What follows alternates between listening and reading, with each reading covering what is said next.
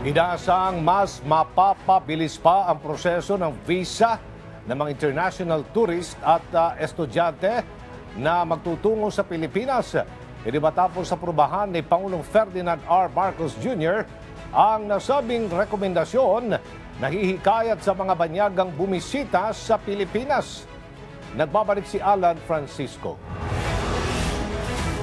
Inaprubahan na ni Pangulong Ferdinand R. Marcos Jr. ang 3 batas na layong protektahan ang kapakanan ng mga disabled military veteran, pagpapaunlad sa visa system sa bansa at pagpapalakas sa conservation at protection ng Philippine cultural heritage. Kabilang dito ang Republic Act No. 11958 o an act rationalizing the disability pension of veterans na layong magbigay ng buwanang disability pension sa isang veteran na nagkasakit o nasugatan sa gitna ng kanyang trabaho. Inaprubahan din ni Pangulong Marcos ang RA No.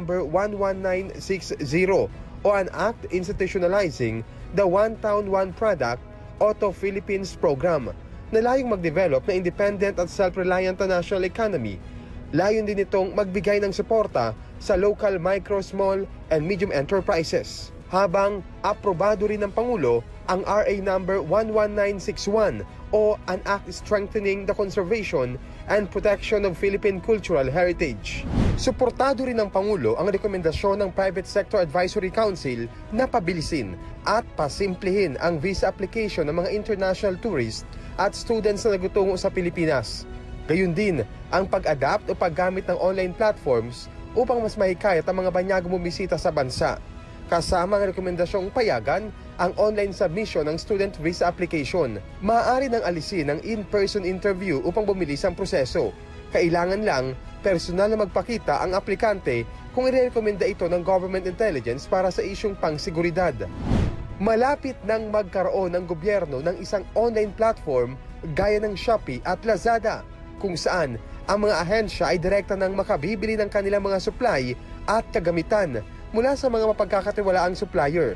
Ayon kay Budget Secretary Amenah Pangandaman at Procurement Service DBM Executive Director Dennis Santiago, maglulunsad sila ng isang platform na tatawaging e-marketplace na bahagi ng pag-amyenda sa Government Procurement Reform Act. Sabi ni Secretary Pangandaman, ang Government Procurement Reform Act ay nilagdaan 2 dekada ng nakararaan at layo nitong resolbahin ang kakulangan ng transparency, kompetisyon, maalis ang politikal na panghihimasok at mabawasan ang pagkaantala sa procurement process.